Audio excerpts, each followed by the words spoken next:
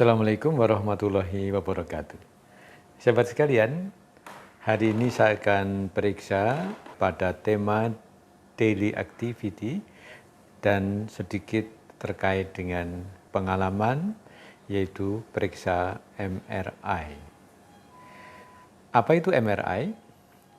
MRI atau singkatannya adalah Magnetic Resonance Imaging, yaitu suatu teknik pemeriksaan dengan menggunakan gelombang elektromagnetik untuk memeriksa bagian tubuh kita secara detail. Mungkin sebagai gambaran saya akan berikan deskripsi mengenai beberapa jenis pemeriksaan atau pencitraan atau dalam bahasa Inggrisnya imaging. Yang sering dipakai atau mungkin banyak dikenal adalah pemeriksaan dengan sinar X-ray atau ronsen. Misalnya, saya periksa ronsen dada dari arah depan atau dari arah samping, atau ronsen dari tulang kering karena habis jatuh apakah ada patah atau tidak, atau ronsen dari rongga perut karena habis operasi tapi kenapa kok nggak bisa buang angin dan sebagainya.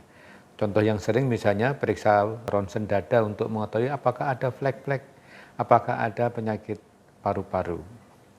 Nah, itu yang pertama adalah ronsen atau pemeriksaan X-ray. Kemudian yang mungkin sudah banyak juga dipahami atau dilakukan, bahkan mungkin sahabat sekalian pernah mengalami adalah pemeriksaan dengan CT scan. Ini pemeriksaan yang lebih detail dan menggunakan energi dari listrik, dan akan kita bahas pada sesi selanjutnya. Nah, yang saya ceritakan ini adalah pemeriksaan MRI, dan saya cerita pengalaman pribadi, artinya pengalaman sebagai pasien, bukan dari segi seorang dokter.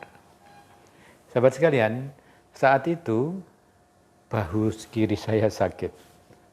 Sakitnya kalau digerakkan, tapi masih bisa aktivitas seperti biasa. Awalnya kita tidak tahu apa penyebabnya, dan saya sudah periksa ke sejawat saya, termasuk ke ahli neurologi, ahli saraf, kemudian periksa juga ke fisioterapi, dan juga sempat di akupunktur.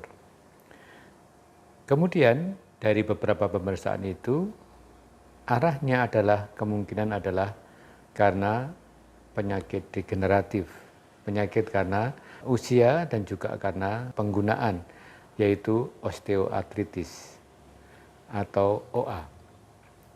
Nah, saat itu karena diagnosisnya itu sempat dilakukan beberapa jenis pengobatan, yaitu dilakukan traksi, dilakukan fisioterapi dengan beberapa alat, dan juga dilakukan akupunktur, tapi tidak membaik.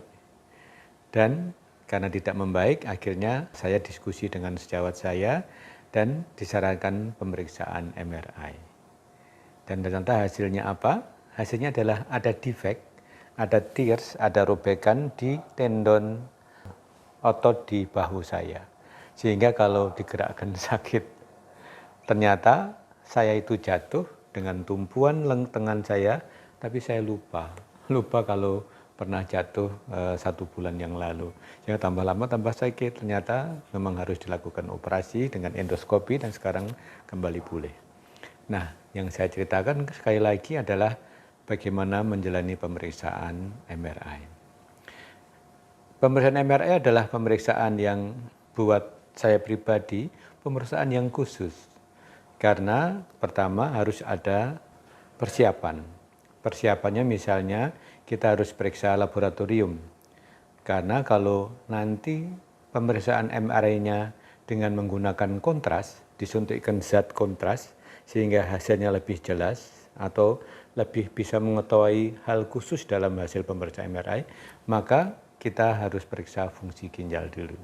Jadi yang pertama sebelum MRI kita disyaratkan untuk pemeriksaan laboratorium, terutama fungsi ginjal. Kenapa fungsi ginjal? Karena ekskresi pengeluaran zat kontras tersebut adalah melalui urin, melalui pipis.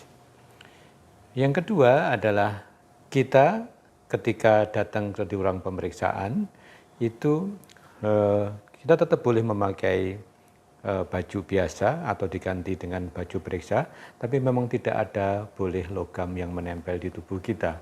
Karena memang alat ini menggunakan medan magnet. Dan medan magnet tersebut disetting sedemikian rupa, berputar mengelilingi pasien. Nanti saya tunjukkan fotonya, sehingga tercipta imaging atau pencitraan yang baik. Hal khusus yang mau saya sampaikan adalah ternyata pemeriksaan MRI ini cukup lama. Jadi misalnya waktu saya periksa sendi bahu, itu pemeriksaannya tidak kurang dari setengah jam, 30 menit. Dan biasanya kita setelah ditidurkan di meja, kemudian disetting ketinggiannya, kemudian dimasukkan ke lorong mesin MRI.